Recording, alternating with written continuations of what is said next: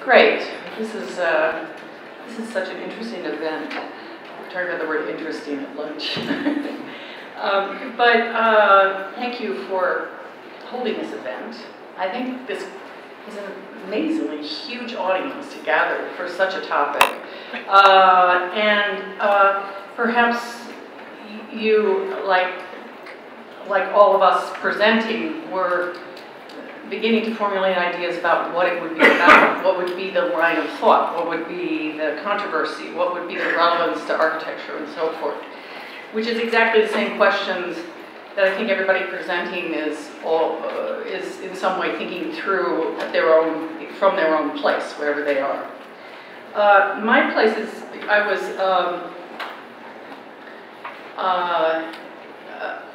did not have a cute story of meeting deconstruction.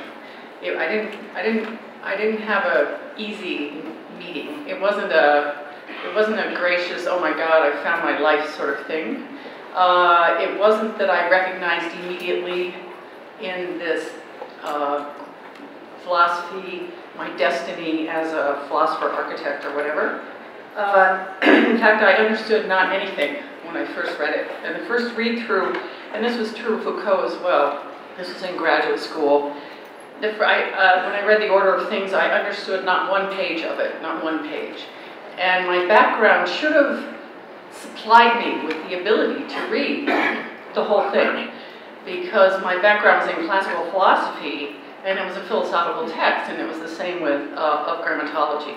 It's a philosophical text, and you should be able to walk right into it because it concerns existence itself. It concerns ontology. But in fact, it was incredibly opaque and tricky, extremely tricky.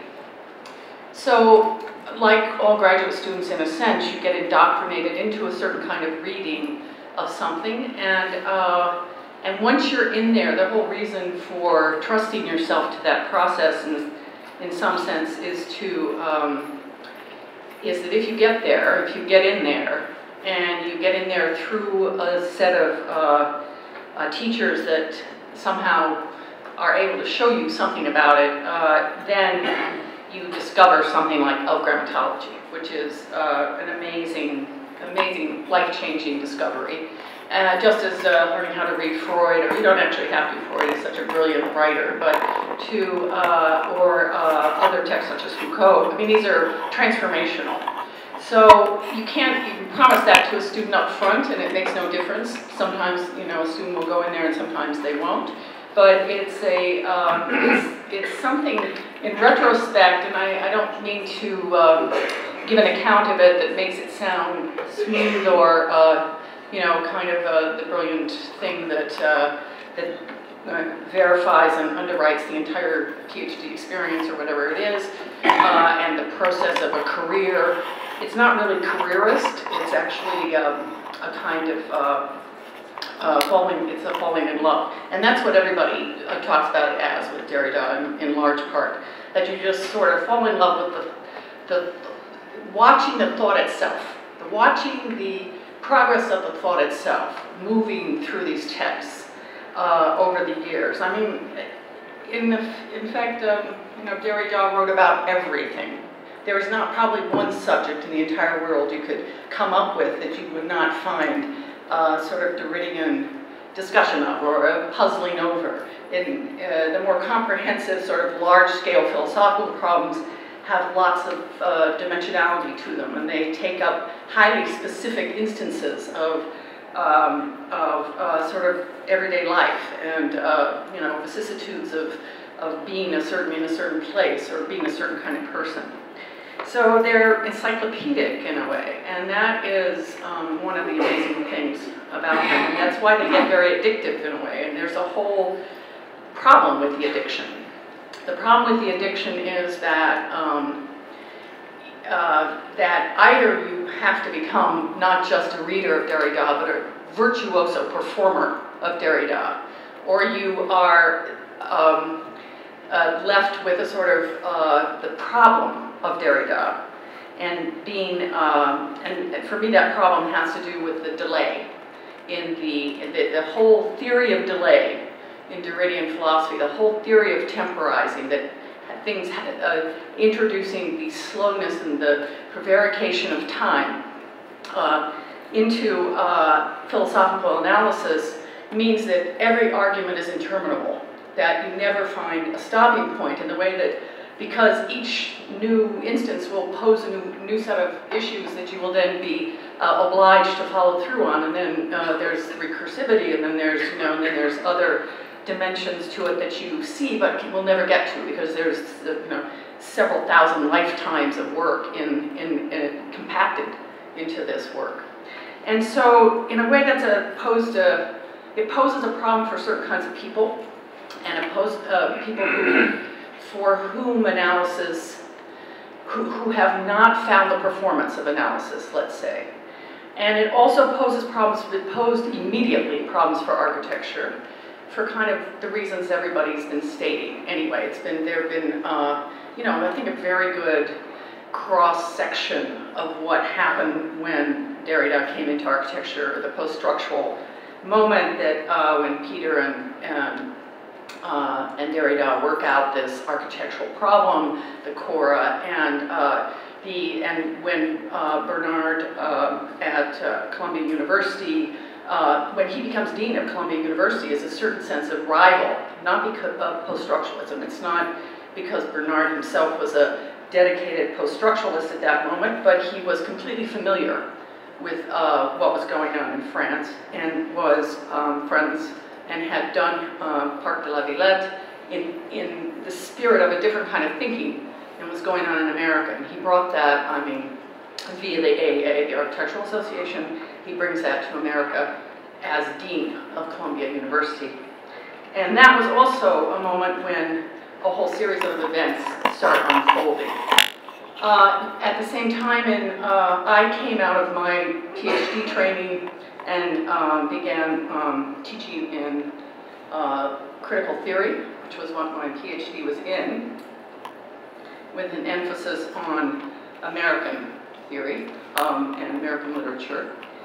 And after doing that for about a year and teaching in my field, I quit and went to Chicago and started working for Bertrand Goldberg, who was an architect.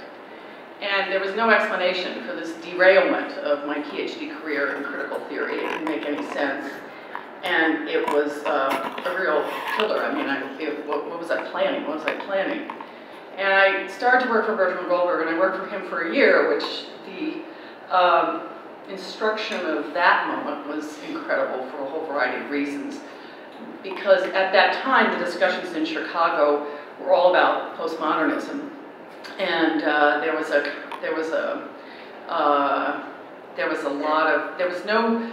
no discussion of deconstruction at that moment in Chicago, except through Stanley Tigerman, and because of his friendship with Peter Eisenman.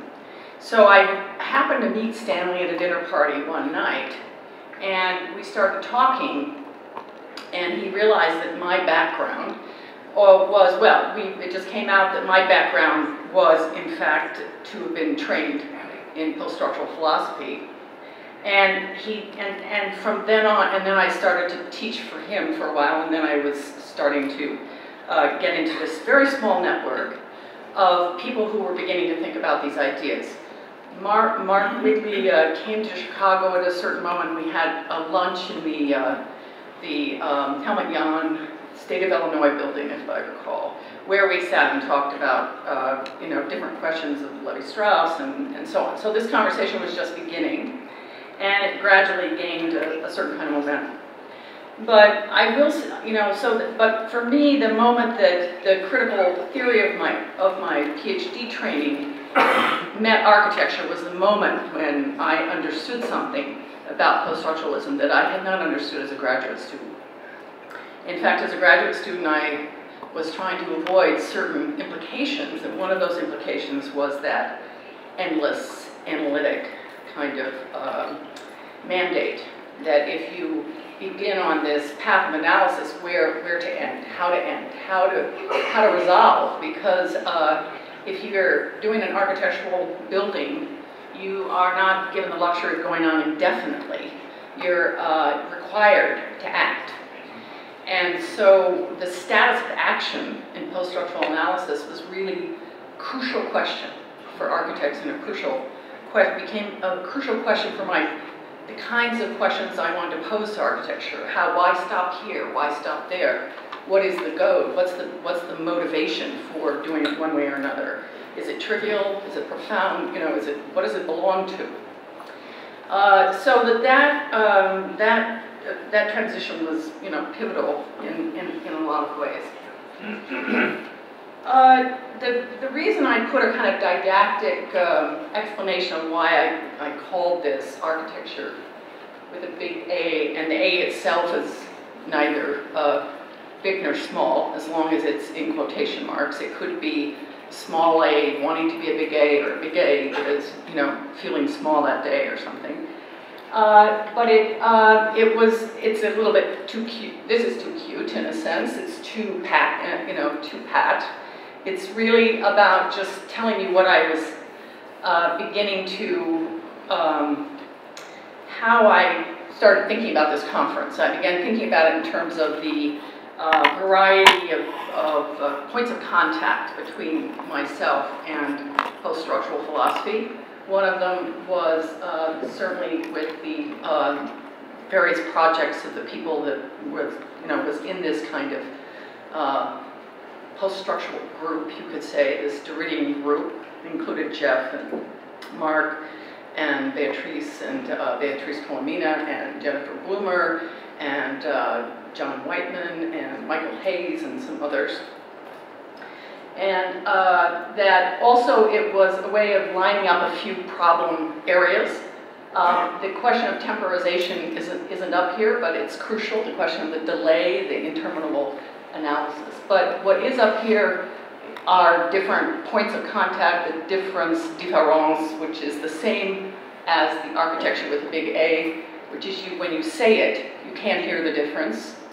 And if I think of Derrida's one incredible talent was to be able to hear what you were saying when you didn't know he could hear something in what you were saying or he could read something in what you were writing that was, that you didn't know about, that you hadn't seen, and he could see it. And he would see it and then it would come out that was somehow lying behind the writing or behind the language. And so when he said that language was the key, that the first move in a deconstructive kind of analysis would be to attend to the language, to hear the language. What he meant was not that everything became language or that everything became the text. What he meant was that moment that you noted that, for example, there was a repetition, or that there was a denial, or that there was a way of exaggerating one word or another, or that there was a kind of deeply mystifying moment in what was being said, that would signal that there was something beyond the language that required elucidation.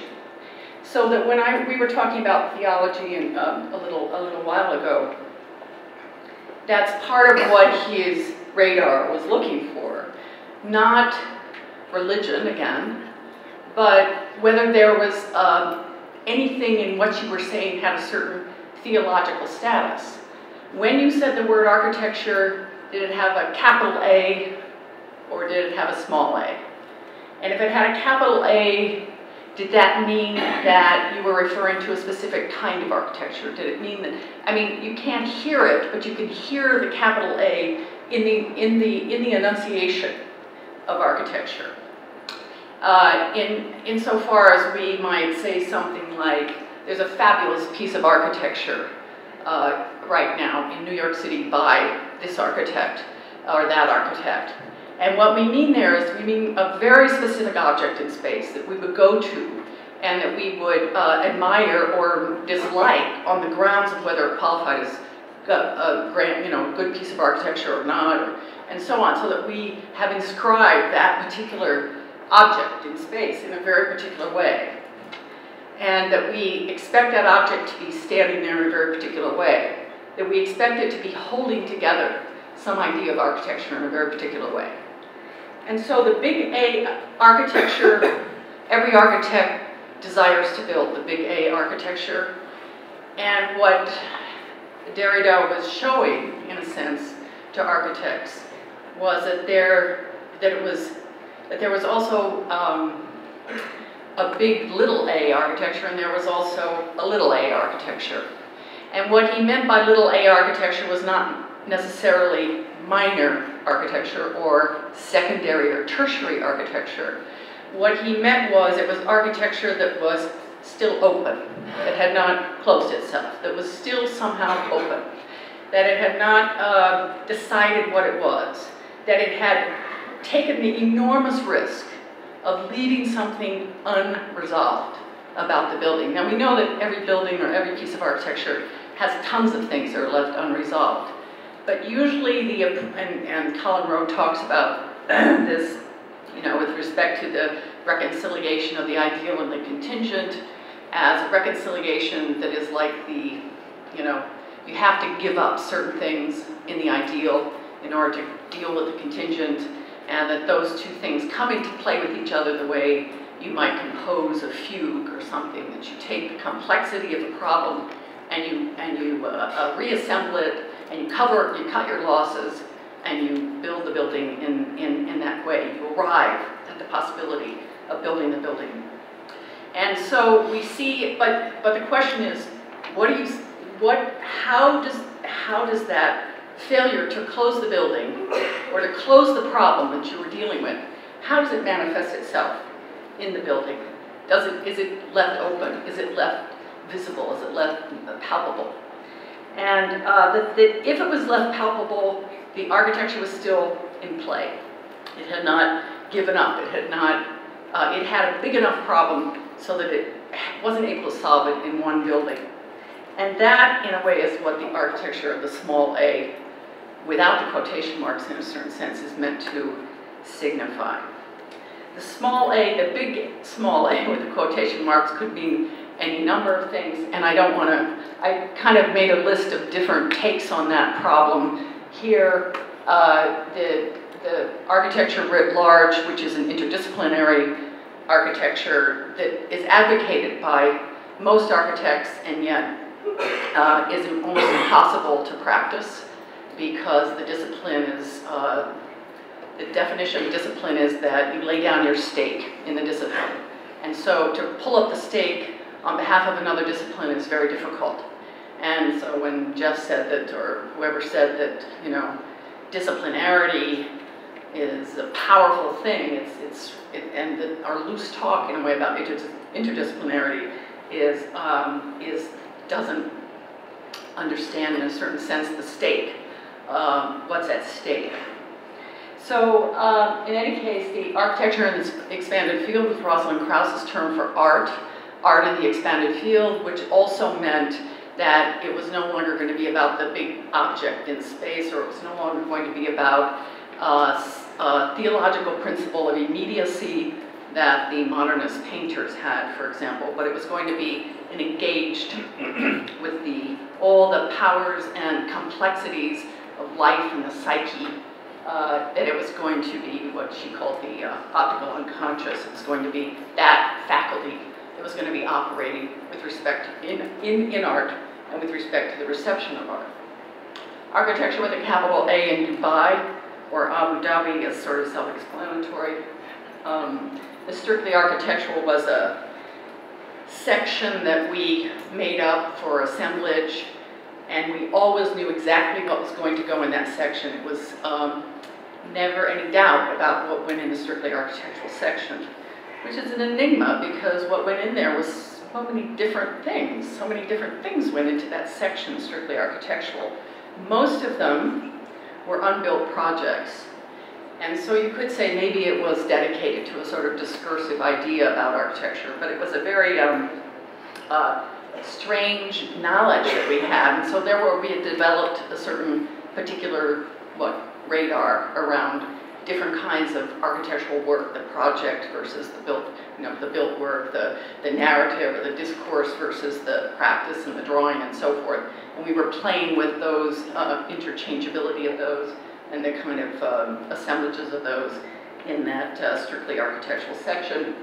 And then, of course, the difference in différance. There are many other kinds of things that are getting at this problem of, the problem of structure. Really is what it is. It's a problem of structure. What makes a structure a structure? What makes a system, which is what, in a way, Derrida was most fascinated by. And so, let me just, what's our timeline? Okay. I wanted to say something quickly about the work on property I've done, and I also want to then say something about events, because those things begin to comprise a little bit of a framework for an architectural discussion about in this context. I think the question of the internal analysis is also taken up by the event in a certain sense, the event structure, and I'll talk about that in a minute. But I just wanted to say that, every project I've ever undertaken, either in teaching studio or running an architecture school or writing a book, has been, in some sense, using the technology of asking the right question that I learned from post-structural philosophy, or the clash between post-structural and classical philosophy. And so I can't, therefore, in a certain sense, decide whether there's any life after sort of this theoretical, the life after the theoretical period is really kind of, I suppose, something that other people see clearly. I don't really see it that clearly, because I'm wondering from where then you compose the larger picture of the investigation that one might conceivably want to make. So when I wrote my book on the Burdens of Linearity, is a book that is about the issue of propriety in architecture, and which is related to typology. The book I wrote about animals is a book about the relation, was kind of taking on the project of the post-structural philosophy and post-humanist philosophy took on, which was, what are the ends of humanism? Or how does humanism, where does it find its end? And in what place is life going to be at that end? Or what is the change that's going to happen to life? Is it going to now go into the state of biological existence, which we know from Agamemnon's work on biomodernity to be a possibility, that we are now going to become nothing but biological in a certain sense, that politics will have at stake only the biological, which, when you think of healthcare bills and so forth, it looks like something like that is happening. Or are we going to, in fact, start including animals in our consideration for space, so that we are able to cross the boundary lines that we've been drawing for centuries between ourselves and other modes of life? And all of that was governed in a certain sense by it wasn't governed by, but it was immeasurably enriched by the animal autobiography that Derrida wrote, where he asked the question, how did we give ourselves permission to use the word animal? To summarize all of the rest of life under the name animal, as opposed to us, we give ourselves our own name. The project I'm currently working on property, I'm going to take 2 minutes on, and then I just want to finish with a little bit of noting where we are now in parametric architecture, and just very quickly, I only have 2 images on that. The property project, I've been so interested in what people have been saying over the day about different forms of appropriation of property, the ground discussion, the land discussion, that I'm taking property very strictly as a real property condition. I'm not talking about intellectual property, although that's huge for architecture. That's all it's got is intellectual property. It doesn't get a piece of the building it's building other than as intellectual property right. You copyright the drawings. So I'm interested in what happens when a piece of architecture, just speaking very loosely, a piece of architecture goes into a property system, as it must do to be built. There's very few instances where you're not going into a property system in order to build a building, and what the property system, what pressure it exerts on the architectural project. Interestingly, we talk about site and we draft the site and we analyze the site, and that is a sort of an appropriation of what really doesn't belong to the architecture, it belongs to the property system. And the property system comes into play through the site, but there are a whole variety of other ways in which the relationship between architecture and property is about many of these things that people have been saying about the status of the architectural object. And I would say that just as a quick summary, that what happens is that the property system gives value to the object in its own terms. And the architecture fights back and tries to show the property system what value means in architectural terms. And that there is this tremendous, really pushing, there's this tremendous conflict, but I've actually not used the word pharmacon or any of the other sort of possible conflict words. I've used the word nexus, which is a historic preservation word, to talk about how this conflict is worked out in a legal, juridical way mostly, because that's what makes real property, is the legal backup. It's not just possession. It's like, it's backed up by legal, juridical structures, which themselves are backed up by nothing. So that there's a kind of, they're backed up by everyday practices that are ratified and codified into law. So there's this huge kind of strange negotiation, and it is a negotiation because it's legally based, but it contains all the questions get poured into that have to do with this, what property is, why we have property, and what architecture is, and how it has come to this kind of contingent condition out of its artistic practice. So that's also, as you can see, in a certain sense, been tremendously and deeply informed by certain ideas about appropriation and expropriation. The last thing I want to do is to actually just quickly, this is what I thought I was going to do the whole thing on, and that was the transition out of post-structural philosophy, or the period when it was influencing architecture, to our current, early 20th century period. And in order to do that, I had to actually do nothing but focus on Bernard for quite a while, because Bernard not only sort of brought a whole new sensibility to the American scene when he became Dean of Columbia, but he proceeded to radically alter the pedagogical model that every other school in America at the moment is following, the model that Bernard inaugurated in some sense. And then it gets taken over by Mark at a certain moment and turned in another direction. But that there is this amazing, Bernard comes in with Parc de la Villette, and Parc de la Villette becomes then a sort of laboratory for the pedagogical ideas, as well as the, I'm not introducing his lecture, but I might as well, because he's speaking next, I think so. But the interesting thing was the question for me of event, which became a way of making contact with architectural practices from post-structural philosophy. There's a lot of stuff, we had process studios, and we had all sorts of stuff, collage, montage, we had all sorts of ways of thinking, oh, we have to have more process, less studio, less completed, more, less completed buildings, more, we had all sorts of different ideas about what we should be doing. But in a way, I think that the event structure that Parc de la Villette exemplified, it wasn't an application of the philosophy, it was a way of trying to understand temporalization, to understand how you would build time into a project.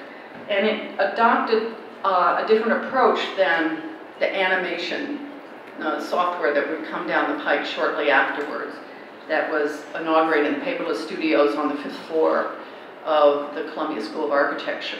So it was as if the process studio went upstairs to the 5th floor and began thinking through automatic processing, and that the automatic processing had to then contend with the problem of event, and event structures. It had to contend with that word paperless. It had to contend with all of the, when Greg Lynn was up there pressure cooking with other people, he was actually trying to figure out what the project was going to be.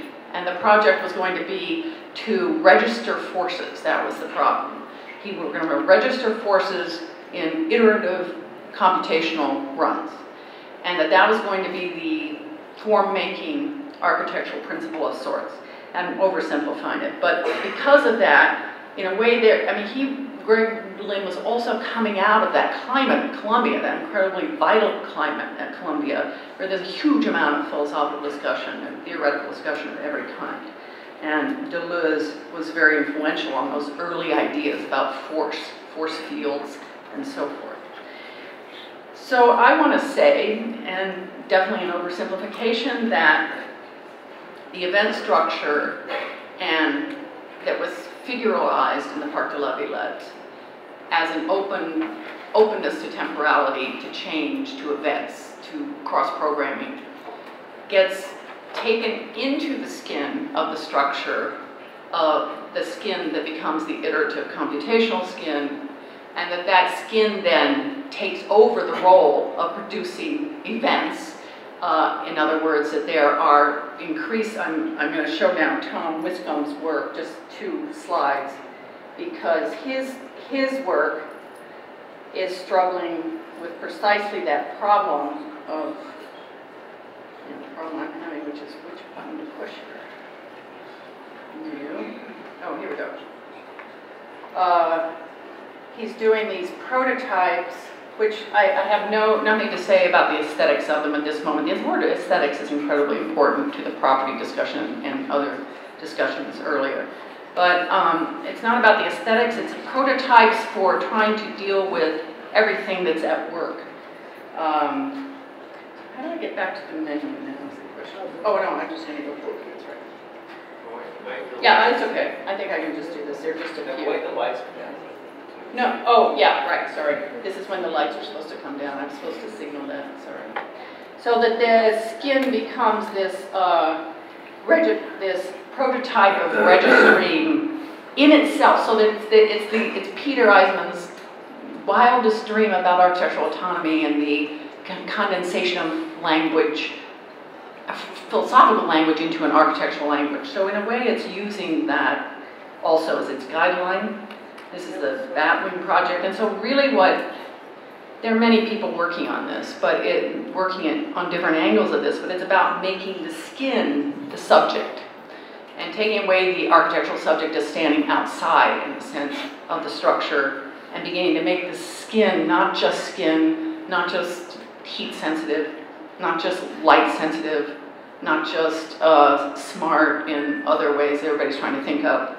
It's actually trying to make the skin the subject of the architectural act, and has compressed and condensed those issues of the event into itself. And in that sense, I would say we're still, in a certain sense, grappling not with the subject-object question in quite the same way, but we're still grappling with, in the words I just used, the word that would be the trickiest, in a certain sense, would be grappling with and intelligence. Thank you. What was there after everybody knew about, and what was there before had been unable to define, had its own defined idea, but it was, compared to the coalescence of, let me see if I can answer this a little better. It was partly a mode of administrating, certainly, but I think it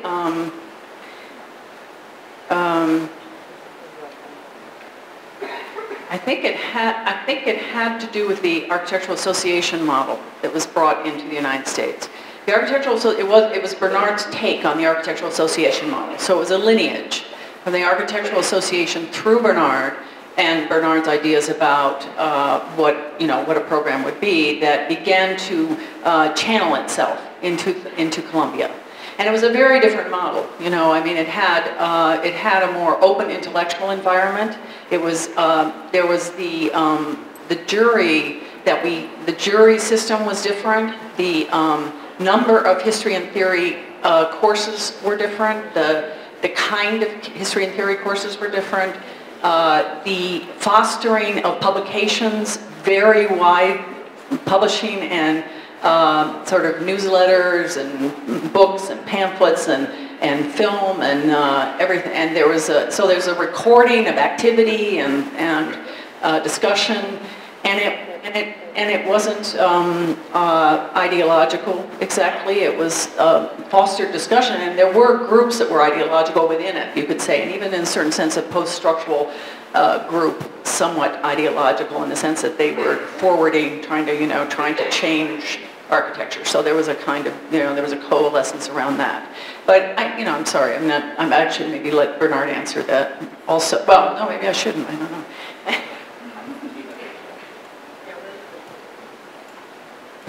Everybody copied it, whatever it was. Let's say, since, thank you, Catherine, and I think you got it, right, so I'll just add a footnote.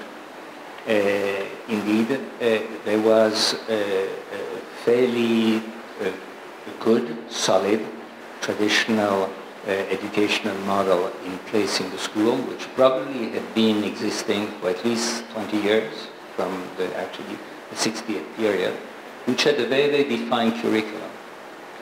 In first year, you did a series of exercises by house-like. In second year, you did different typologies of housing.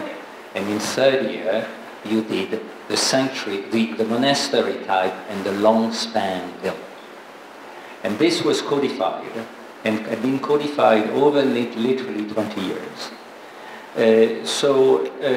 Of course, the opposite model was to say, hey, maybe there are different ways to bring certain influences.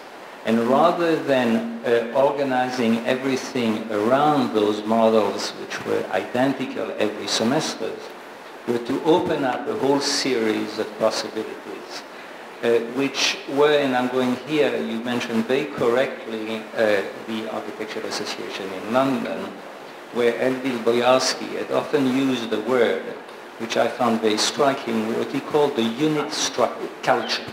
Unit culture, in America, you would call, the studio culture. In other words, encouraging young faculty members to develop their own body of ideas, often competing with one another. Competition is a major word in this particular case, because you had at Columbia people with as different ideologies as, say, Robert E.M. Stern, Kenneth Frampton, and then a whole young crowd that we were able to bring in. People you have mentioned, like Greg Lane or Jesse Reiser, and so on. We also had a very strict and very rigid body of historians who, and here one gets into a much, much larger discussion, which is the teaching of history in America, not only in schools of architecture, but everywhere else in the university, which considered that history was their field, and any other attempt to bring a different attitude was not allowed. That's when we had succeeded in getting a lot of young faculty, young architects, as I mentioned, Jesse Reiser, Greg Lane, Hani Rashid, and a whole Dutch contingent. With the theorist and the historian, it was much more difficult, and people started to mock us when they started to notice that we had what was called a rent a theorist program. So we would hire for one semester Mark Wigley, Catherine Ingraham, Jeff Kipnis, Michael Hayes, and a few others, because that's the only way we could avoid going through the bureaucracy of hiring in the school. Nevertheless, the result was that fluidity of between the hard parts, that is the bureaucratically entrenched parts of the school, it was possible, and perhaps with the thanks of New York City, or the fact that we are in a major town, the fact that all these people whose name I've mentioned were incredibly active in both trying to invent a new world, but at the same time often disagreeing with one another. At no moment do I think that, you know, Kipnis and Wegley did ever agree in front of me. So, still true, says Mark next to me. So in other words, it was really an attempt to create a culture very much based on the model of a metropolis which is full of conflict and disagreement, but at the same time it is this energy that allows that culture to develop. Sorry to have a long footnote, but you were correct. Time for one more question.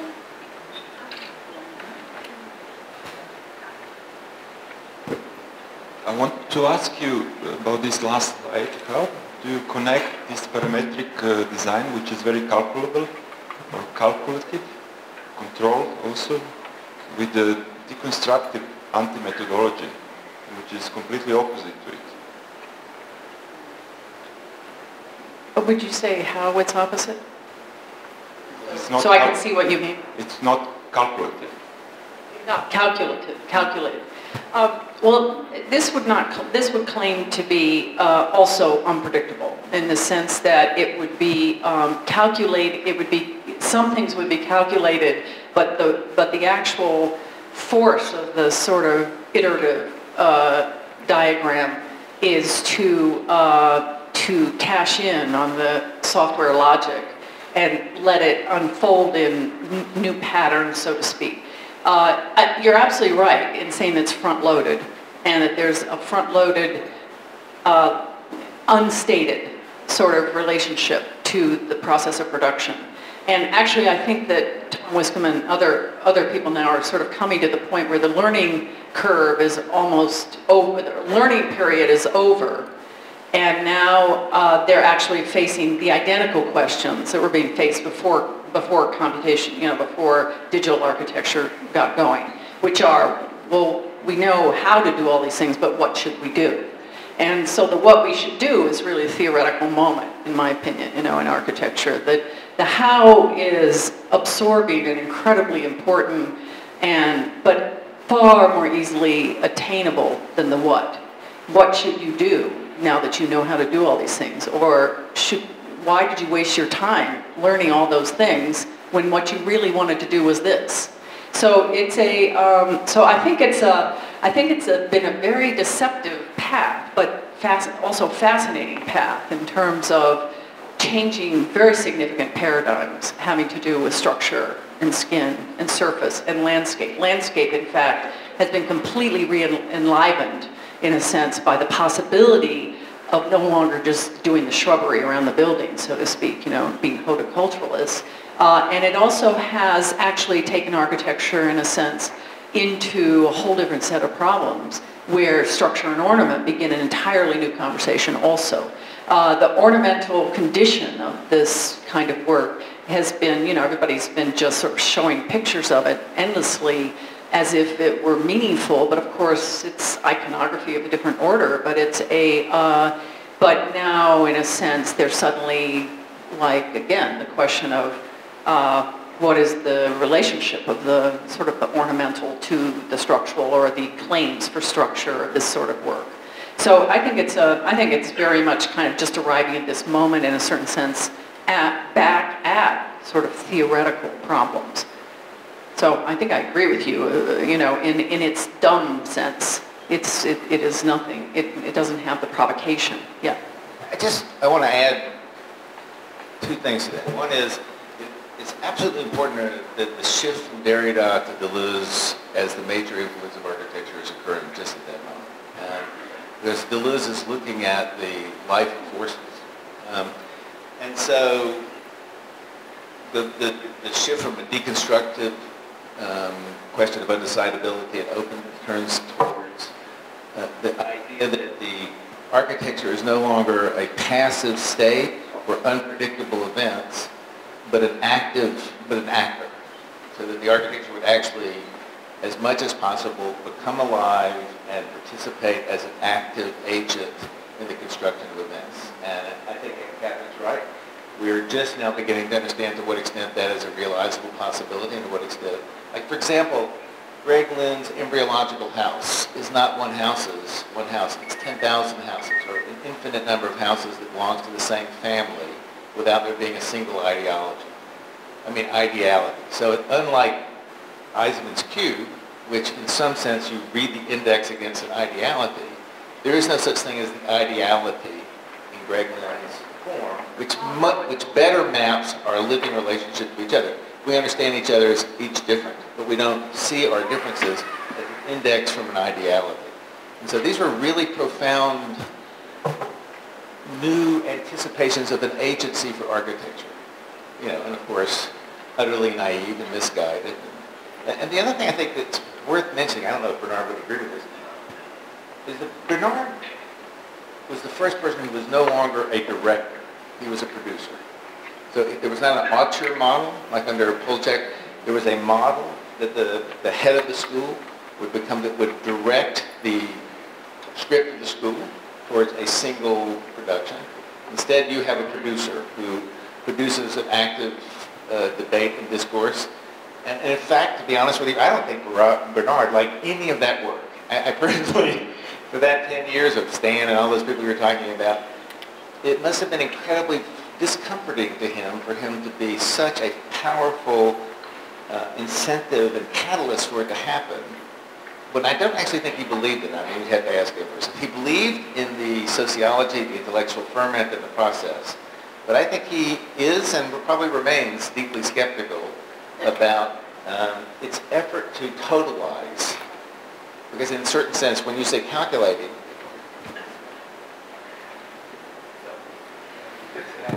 again, I do nothing but placing footnotes on statement on which I do agree. But I do think that is actually what a school of architecture does. I do think that, for example, Mark Wigley next to me has doubled, tripled the effect of what I was able to initiate. Simply, the point is not to try to do a school of thought. It's a school that thinks. And that's the place is really trying to oppose a whole series of different beliefs or even certain hypotheses which are being demonstrated but then denied by others, so that the place is a place of action. And what I find wonderful with Mark is bringing it to internationally. We worked with in New York City. But Oh, I'm sorry, but we have to continue. you know, they used to give Bucky Fuller 6 hours to